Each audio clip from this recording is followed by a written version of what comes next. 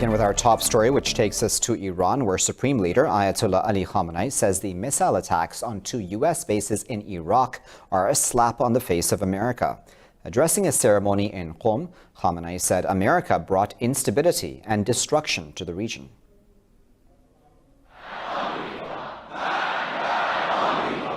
He said last night's military retaliation for the assassination of Qasem Soleimani is still not sufficient revenge. Iran's supreme leader said the corrupting presence of American forces in West Asia must come to an end immediately. Khamenei said Tehran is quite equipped in the face of bullying powers of the world. Meanwhile, President Hassan Rouhani said Iran's president says US may have cut off Soleimani's arm, but Iran will respond by cutting off its leg in the region. Iran state media claims at least 80 of what it calls American terrorists were killed in the attacks. Iranian Foreign Minister Javad Zarif said Tehran took proportionate measures for self-defense under Article 51 of the UN Charter. Zarif said Tehran does not want an escalation or war, but will defend itself against aggression. Earlier, the missile attack targeted an Al-Assad base in Anbar province and a base in Erbil, the capital of Kurdistan region. After the attack, President Donald Trump said an assessment of casualties and damage is underway and he will make a statement tomorrow. The Pentagon said Washington will take necessary measures to protect US personnel, partners and allies in the region.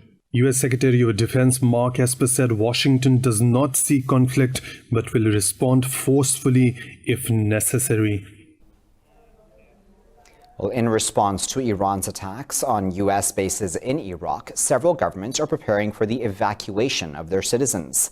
Others have issued security advisories and have diverted flights in the wake of today's developments. Germany and the UK have strongly condemned the attack and voiced concerns over reports of casualties. Britain, Australia and New Zealand have confirmed their troops are safe after the strikes. The UAE, Malaysia, Australia and Ukraine have suspended their flight operations to Iran and Iraq. The Emirates Foreign Affairs Minister Anwar Gargash said it is essential the region pulls back from the growing tensions. Canada has decided to temporarily move parts of its forces in Iraq to Kuwait. Japan has urged governments to work on easing tensions and said it will collect intelligence to ensure its citizens' safety in the region. The Philippines is preparing to evacuate 1,600 Filipinos working in Iraq. Pakistan and India have issued travel warnings to their citizens in the country. Well, as we said, Pakistan has asked Washington and Tehran to exercise maximum restraint following the Iranian missile attacks on U.S. troops in Iraq. In a statement, Foreign Minister Shah Mahmood Qureshi said the region cannot afford another conflict. Qureshi said a war in the region would have consequences for the global economy as well. The Foreign Minister said Pakistan wants peace and believes all issues must be resolved through dialogue. He said the UN Security Council and international community must play their roles to ease tensions in the region. Well, in a related development, the U.S. has banned all American flights from using airspace over Iran, Iraq, and the Gulf of Oman following Tehran's missile attack. The Federal Aviation Administration said the ban had been issued because of heightened military activity and increased political tensions in the Middle East. Singapore Airlines has also diverted flights from Iranian airspace until further notice.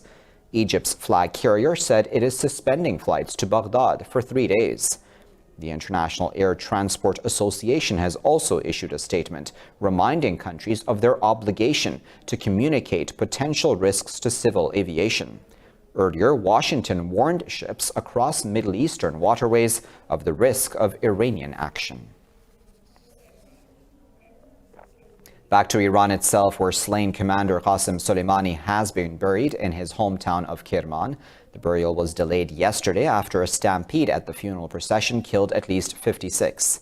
State media reports nearly 200 mourners were injured in the stampede, as millions of people gathered to attend the procession. Tehran has declared 3 days of national mourning.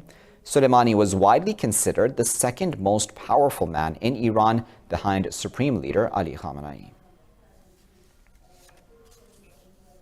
A Ukraine International Airlines plane has crashed in Iran, killing all 176 people on board. Ukraine's embassy in Tehran said engine failure caused the crash and there was no link to terrorism. Iranian state media said the Boeing 737-800 jet crashed near Parand, a suburb southwest of the capital, Tehran. A spokesman for Iran's Road and Transportation Ministry said a fire struck one of its engines after takeoff from Imam Khomeini Airport. He said the pilot then lost control of the plane, sending it crashing to the ground. Meanwhile, Boeing said it is aware of media reports and is gathering more information. Ukraine has said 82 Iranians, 63 Canadians, 3 Brits, 3 Germans, and 11 Ukrainians, including 9 crew members, were on board. In other news, the Turkish President Tayyip Erdogan is hosting his Russian counterpart Vladimir Putin today to inaugurate a new gas pipeline. Tensions in Libya and Syria will also be on the agenda of Putin's visit. Putin arrived in Turkey late on Tuesday after paying a surprise visit to Syria. The Russian president met his counterpart Bashar al-Assad against the backdrop of a looming war between Iran and the U.S. A Kremlin spokesman said both leaders were briefed on the situation in the country. Russian forces have been supporting the Syrian army in the civil war since 2015. Meanwhile, the U.S. said it stands by Turkish efforts to stop the violence in Syria. The U.S. embassy in Syria accused Russia, Iran, and Syria of creating carnage in Idlib province. In a tweet, the embassy said the Russian President Vladimir Putin should hear the proposals of his Turkish counterpart Tayyip Erdogan. The U.S. also says it will continue dialogue with North Korea until it fulfills its promise of complete denuclearization. Secretary of State Mike Pompeo made that statement following the leader Kim Jong-un's threat to showcase a new strategic weapon. Pompeo said there was a lot of talk about what the North might do at the end of the year, but nothing yet has transpired. Meanwhile, North Korea's official newspaper urged self-reliance, calling it the core of frontal breakthrough against challenges. Last month, Pyongyang announced it had officially abandoned denuclearization talks after the U.S. failed to comply with the agreed deadlines. In a standoff with China, Indonesia has deployed 4 fighter jets to the South China Sea after a violation of its exclusive economic zone. In December, a Chinese Coast Guard vessel entered waters off the coast of Indonesia's northern Natuna Islands.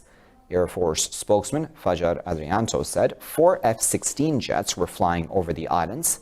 He played down fears of any confrontation with Beijing, saying there are no orders to start a war with China. Earlier, Chinese Foreign Ministry spokesman Geng Shuang said Beijing had opened talks with Indonesia since the latest incident. He said both countries shoulder responsibility for maintaining regional peace and stability.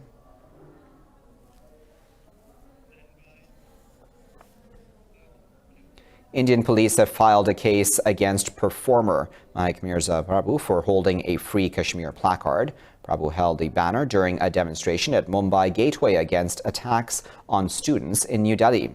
The FIR has been filed under Section 153B at Kolaba Police Station in Mumbai. Police said the case has been registered for imputation and assertions against national interest. They said Prabhu has not been called for her statement yet. Also in India, a dozen people have been injured after Prime Minister Narendra Modi's BJP workers beat up students in Gujarat state.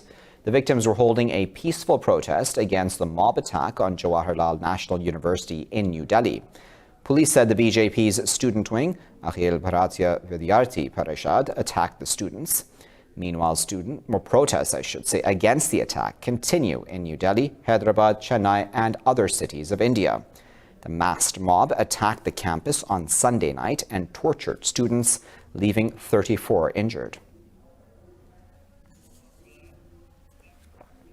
205 million workers from 10 Indian trade unions have gone on strike against the government's economic policies.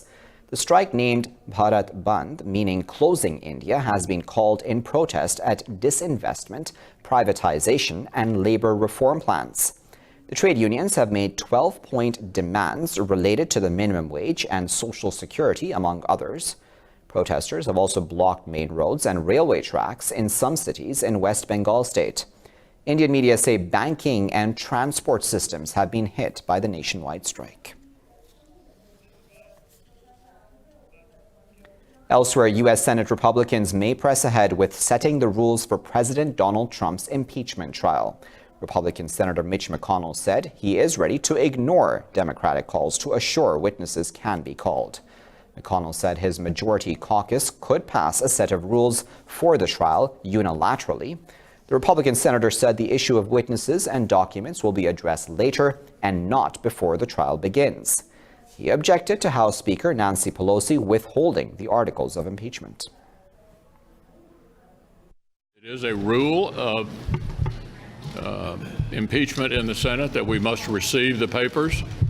It continues to be my hope that the Speaker will send them on over. The House argued that this was an emergency. They needed to act quickly, that the President was such, apparently, from their point of view, such a danger to the country that they needed to really rush this through. And then they sat on the papers now for 3 weeks. Over 6,000 people have died of a measles outbreak in the Democratic Republic of Congo. The World Health Organization called it the world's largest and fastest moving epidemic. The WHO said over 300,000 suspected cases have been reported since the beginning of 2019. Congo's government and the WHO vaccinated over 18 million children under 5 last year. The UN agency said an extra $40 million were required to vaccinate children aged between 6 and 14. The measles outbreak in the Democratic Republic of Congo has killed twice as many people as Ebola in the Central African country.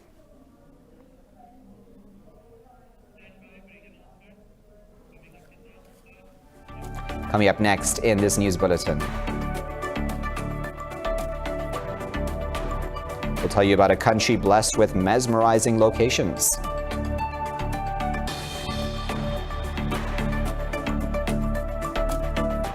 And supercar maker Koenigsegg challenges stereotypes.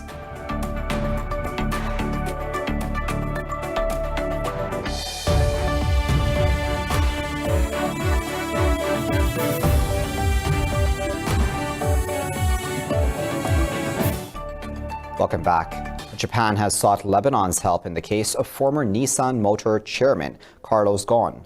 In a meeting, Japan's ambassador to Lebanon, Takeshi Okubu, told President Michel Aoun it was regrettable that Ghosn illegally arrived in the country. President Aoun said the Lebanese government is not involved in the situation. He said Beirut attaches importance to its ties with Tokyo and it will spare no effort to provide help. Japan's foreign ministry has asked for Ghosn's extradition. Earlier, Ghosn said he escaped injustice and political persecution, branding Japan's justice system rigged. On to China now, where a 5-story building has been moved 24 meters horizontally to make way for an expressway in Shandong province. The project of moving the 8,000-ton building in Jinan city of East China took 4 days to finish. The building is the office of a concrete company. During the moving process, company staff members were still working in the building. This is the first case for making way for an expressway in order to save costs.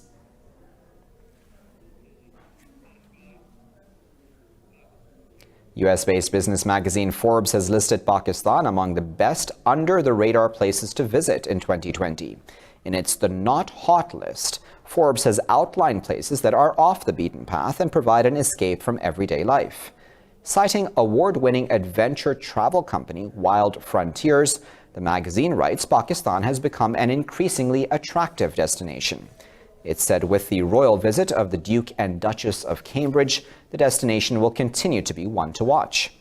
The magazine said Pakistan offers both history and stunning landscape in its north, where 3 greatest mountain ranges collide. It said the infrastructure with new roads, tunnels, and luxury hotels has also improved in recent years.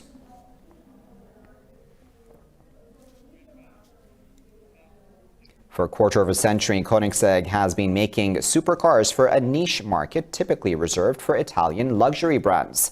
But in 2020, the Swedish manufacturer plans to launch a less expensive model at the more modest price of just €1 million. This report has the details. On a racetrack, one of the world's most powerful, most expensive and rarest supercars is being put through its paces. Named the Regera, it is one of the latest models from Swedish manufacturer Koenigsegg. For 25 years, its founder has been working quietly to build ultra-high-performance cars to compete with the likes of Bugatti and Pagani. When I started out as a young boy, I was 22 years old when I started the company in 1994. I said to myself that why would anyone buy one of my cars? It's an unknown brand by an unknown person from a country not famous for sports cars, etc., etc. So I said to myself, they have to really stand out and be different and hopefully better in some ways than the competitors out there. Otherwise, I don't have a right to exist in this marketplace. Quickly, the company notched up a number of records. Its vehicles broke the 0 to 400 to 0 km/h record, clocking 33.29 seconds in 2017, which the manufacturer bested 2 years later with a performance of less than 32 seconds. The driver behind the latest record recalls the attempt well. It was really bouncy, and there was also a very big bump in when I passed 390 km/h. The cars are made by hand at this factory in southern Sweden. With dozens of people working on each model, the cars come with a hefty price tag. The most recent costs nearly €3 million. The price may put many buyers off, but the 125 copies of the most recent model were sold out within 2 days. In 2020, the manufacturer aims to make a new, less expensive model in greater numbers, but with a price tag of €1 million, you still might not see a Koenigsegg on the road near you soon.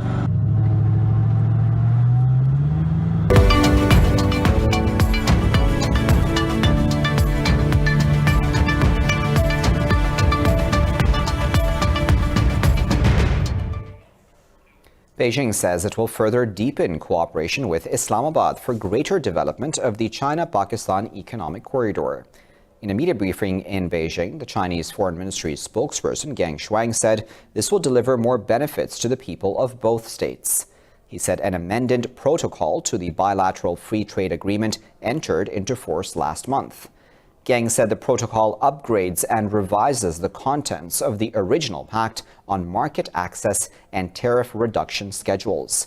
He said under the free trade upgrade between the two countries, almost 75% of all products will have zero trade tariffs. Shares of Elon Musk's auto giant Tesla have doubled over the past 3 months after its market value reached $84.5 billion. Tesla's share price hit $470 threshold for the first time in history, jumping by 85% in just a few weeks. In 2019, Tesla delivered over 367,000 units, marking an increase by about 50% year-on-year. Tesla's market capital is only $2 billion less than General Motors and Ford Motors combined.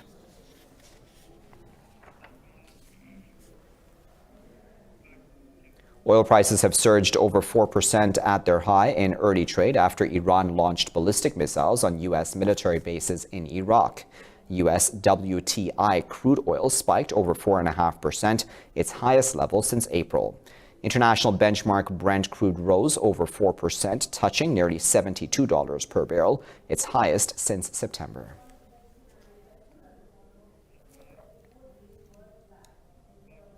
Stock markets across Europe are trading lower after Iran launched that missile attack on U.S. troops in Iraq. Investors are panic selling as they are re-evaluating the outcome of the standoff between Washington and Tehran. Frankfurt's DAX is trading 0.75% lower as official data showed German manufacturing orders fell unexpectedly in November. The FTSE 100 and CAC 40 in Paris have lost 0.5% each as banking stocks took a plunge over 1%. In Asia, the Nikkei 225 led the losses, closing over 1.5% lower. The Shanghai Composite, Hang Seng, and Seoul's Kospi lost ground.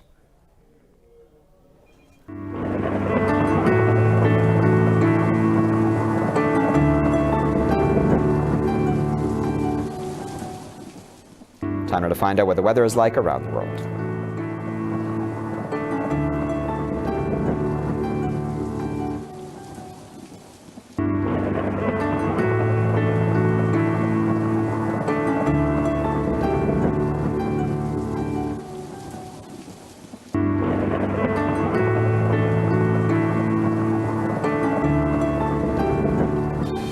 And with that, you're all caught up. Thank you for watching this bulletin here at Indus.